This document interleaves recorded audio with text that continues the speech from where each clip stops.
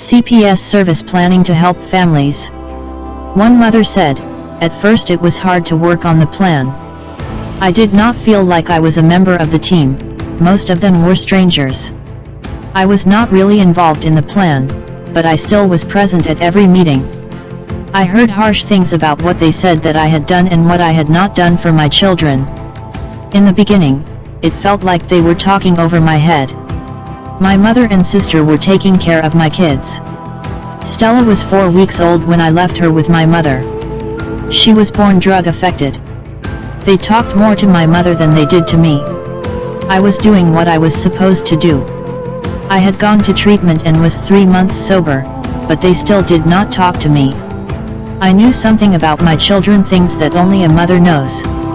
I wanted to tell them that Stella was colicky and Tom had the shakes, but they asked my mother about this, instead of me. I put my hand on the table and said, "Please talk to me." When the team could not hear what I was saying, I wrote a personal letter for my worker to read to the team. She read it at the meeting. This really helped. It was the icebreaker for me. The team will ask you what you would need to get your kids back. You need to think of a plan. Here is what I did to get my kids back. I went to a parent support group. I learned how to speak for myself. I learned how to let my emotions guide the team meeting. I found out that I could let others know that I needed help. I got a parent partner from the family organization in my town. She came to the team meetings and to court with me. She was my advocate. She was also an ex-addict and had been sober for 14 years. Her life was not always peachy creamy. I could identify with her. People had looked down on me, so I had started to think that my kids might be better off with someone else. She told me that my kids needed to be with me and that I should not give up. I started reading novels about women. I began to feel better about myself. I learned how to go to market again. I learned to fix healthy foods for my kids. I cut coupons to save money. I had to learn to bond with Stella again. She was so young when she left me. This was all part of my plan. After the kids came home, I had to play referee. I had to learn how to handle situations without hitting them. I called the Parents Anonymous hotline when I felt on edge. It is not easy, but my children are doing well. I have been clean and sober for more than 9 years now. I have had a job all that time. I have my kids with me, and I am a volunteer advocate for other families. I have been there, done that, and got the t-shirt. This helps when I work with other families. Can you tell me about service plan? Yes, when you become involved with the Child Protective Services, you will be involved in making a written service plan. This plan is like an agreement between you and the agency.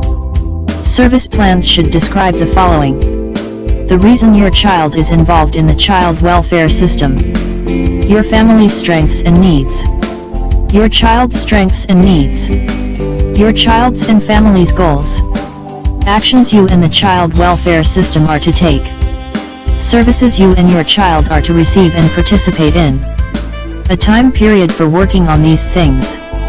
If your child is living at home with you, the service plan will describe what needs to happen so that she will be safe and can continue to live in your home. If your child is in out-of-home placement, the service plan states the reason she came into care. It will say what needs to happen for her to be returned home and for the child welfare agency to no longer be involved with your family. You will be asked to sign the service plan.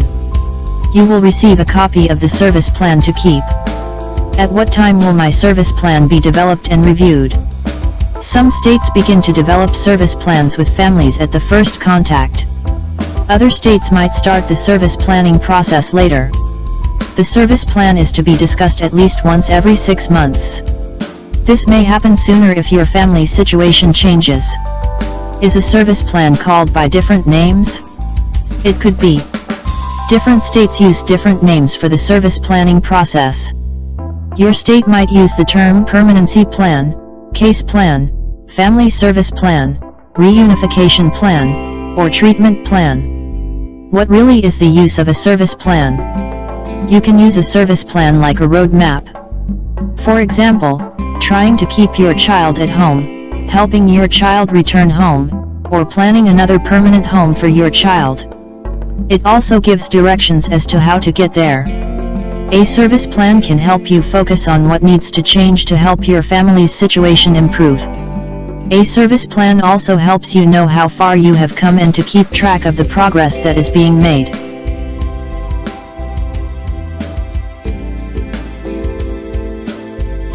Will I be involved in developing the service plan? You, the parent, should always be involved with the agency worker in developing and signing the service plan. It is also important to include older children to participate. Often a child and family team and the agency worker helps you develop the service plan. This team should include people that you know, such as a service provider, someone from your child's school, a counselor who works with your family, a family advocate, someone from your church, a good friend, or a close relative. There may be some people on the team that you are meeting for the first time. Members of the child and family team will have some responsibility for helping you and the agency complete the service plan. If your child is in out-of-home placement, also referred to as foster care, the state is required by federal law to develop service plan for your child and family with you. Developing the service plan with the agency worker gives you the chance to do the following. Explain what help both you and your child need. Set goals that are important to you. Ask for specific services. Ask questions. Have a say in the type of care your child will receive. Clarify your rights and responsibilities as a parent, while your child is in foster care. Understand your responsibilities and the agency's. Sometimes, people on the planning team feel they know you and your kids. You may write a personal letter to the team and bringing pictures of yourself and your kids to the team meetings and to court. If you don't write so well, that's okay. Talk from your heart. Say what you can. When you sign the service plan, it means that you agree with it. If you don't agree with it, you don't have to sign it. Instead, you could ask the agency worker to reconsider the parts that you don't agree with.